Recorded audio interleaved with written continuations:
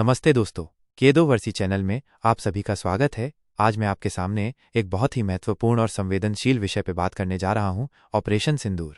हाल ही में भारतीय सेना ने पाकिस्तान के कब्जे वाले कश्मीर पोके में एक महत्वपूर्ण अभियान चलाया है, जिसे ऑपरेशन सिंदूर का नाम दिया जा रहा है। हालांकि इस ऑपरेशन के बारे में आधिकारिक तौर पर बहुत सीमित जानकारी ही साझा की गई है, लेकिन मीडिया रिपोर्ट्स और कुछ विश्वसनीय सूत्रों के अनुसार यह एक लक्षित हमला था, जिसका उद्देश्य सीमा पार से होने वाली आतंकवादी गतिविधियों को करारा जवाब देना था। दोस्तों, जैसा कि आप जानते हैं, भारत लंबे समय से सीमा पार आतंकवाद से पीड़ित रहा है। हमारे पड़ोसी देश की धरती का इस्तेमाल आतंकवादी संगठन भारत में अशांति फैलाने के लिए करते रहे हैं। कई बार हमने कूटनीतिक माध्यमों से इस मुद्दे को उठाने की कोशिश की, अंतर्राष्ट्रीय मंचों पर अपनी बात रखी, लेकिन दुर्भाग्य से स्थिति में कोई खास सुधार देखने को नहीं मिला।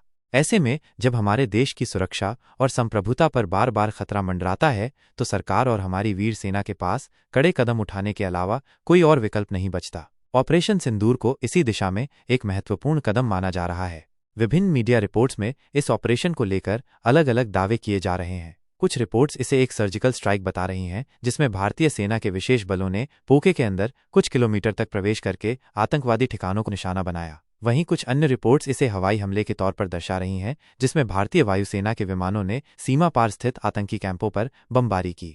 हालांकि अभी तक सरकार या सेना की तरफ से इस ऑपरेशन की प्रकृति और इसके नतीजों को लेकर कोई विस्तृत आधिकारिक बयान जारी नहीं किया गया है, लेकिन जिस तरह से मीडिया में खबरें आ रही हैं और जिस तरह की प्रतिक्रियाएं देखने को मिल रही हैं, उससे ये स्पष्ट है कि ये कोई सामान्य घटना नहीं है। दोस्तों, हमें यह समझना होगा कि राष्ट्रीय सुरक्षा एक सर्वोपरि विषय है और देश की रक्षा के लिए उठाए गए किसी भी कदम का समर्थन करना हम सभी का कर्तव्य है। हमारी सेना दिन रात हमारी सीमाओं की रक्षा में तत्पर रहती है, और जब उन्हें कार्रवाई करने की आवश्यकता होती है तो हमें उन पर पूरा भरोसा रखना चाहिए।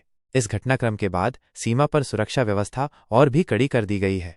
खुफिया एजेंसियां अलर्ट पर हैं और किसी भी अप्रिय स्थिति से निपटने के लिए तैयार हैं। वहीं अंतर्राष्ट्रीय स्तर पर भी इस घटना को लेकर प्रतिक्रियाएं आनी शुरू हो गई हैं। कई देश स्थिति पर नजर बनाए हुए हैं और उम्मीद जता रहे हैं कि क्षेत्र में शांति और स्थिरता बनी रहेगी।